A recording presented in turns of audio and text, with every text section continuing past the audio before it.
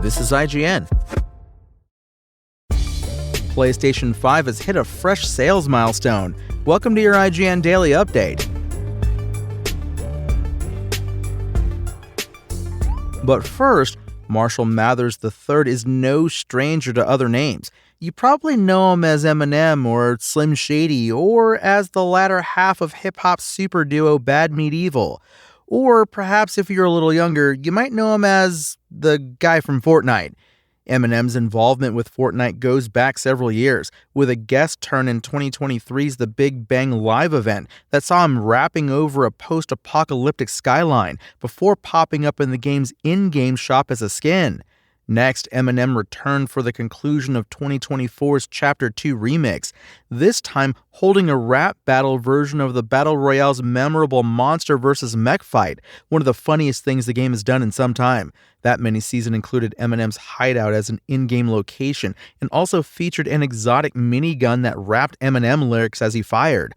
Popular stars who have made appearances in Epic's Battle Royale subsequently being referred to as that guy from Fortnite is not a new meme, but someone has now taken the brave step of referring to Eminem as such in front of his face.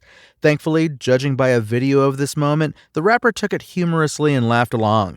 Fortnite's new season kicked off yesterday with more characters from Halo, plus the Power Rangers battling a fresh insect invasion of the game's beloved Battle Royale island. No word on a fresh appearance by Eminem just yet, though his skin is rarely out of the item shop. In movie news, Lord of the Rings: The Hunt for Gollum has a great script, Warner Bros. CEO David Zaslav has said. Speaking during a financial call, Zaslav listed Lord of the Rings as one of Warner Bros.' big tentpoles, alongside the likes of Batman, Superman, Wonder Woman, and Harry Potter. It was at this point that Zaslav commented on Lord of the Rings directly. We've got a great script on Lord of the Rings with Peter Jackson that we're moving forward on, and we'll be giving you more detail on that. That's not much to go on, but we do know shooting is set to begin early to mid-2026, with a December 17th, 2027 release date confirmed. We also know the movie will see star and director Andy Serkis reprise his role as Gollum, as the title suggests. Warner Bros. Has said The Hunt for Gollum is in fact the first of two new Lord of the Rings feature films from Peter Jackson, Fran Walsh, and Philippa Boyens, based on J.R.R. Tolkien's Middle-earth, as the company aims to make more of the franchise. With The Hunt for Gollum, we'll get to see what Gollum was up to in the years between The Hobbit and The Lord of the Rings. And The Batman 2 finally begins shooting in spring 2026, Warner Bros. Has confirmed, while committing to a 2027 release. Matt Reeves' self-contained DC universe is called the Batman Epic Crime Saga. This so far includes 2022's The Batman, starring Robert Pattinson as the Caped Crusader, and HBO Max series The Penguin, which sees Colin Farrell reprise his role as Oz Cobb. In a financial report, Warner Bros. Confirmed that The Batman 2 is preparing to begin shooting next spring and reiterated the 2027 release window. The Batman 2 currently has an October 1st, 2027 release date. The Penguin is set 1 week after The Batman and leads into the events of the upcoming The Batman 2, whose script everyone and their dog had been waiting on with a great deal of anticipation, DC Studios co-CEO James Gunn included. That script is finally complete.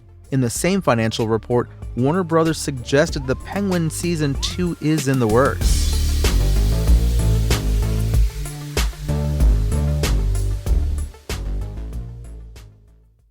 Sony has announced a new PlayStation 5 sales milestone of 80.3 million units shipped worldwide as part of its latest financial results.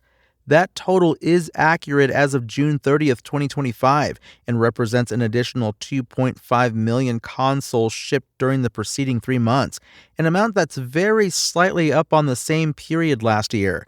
It's a good-looking set of results for Sony, with PlayStation Network subscribers up 7 million year-on-year for a total of 123 million users.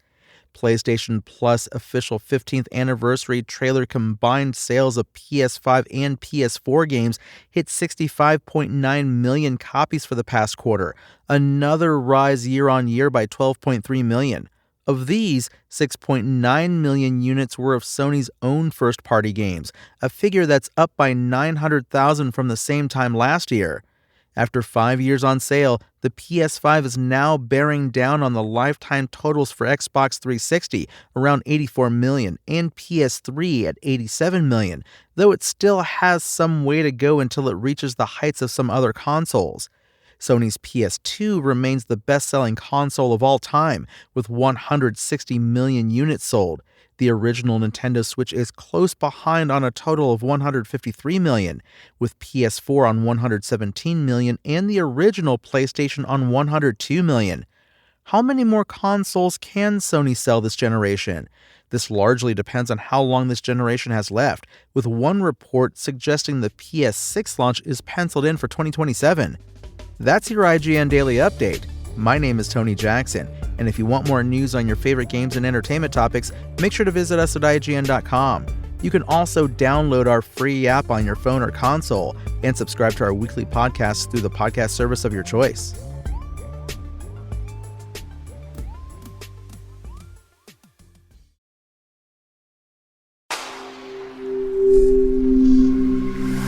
Spoken Layer.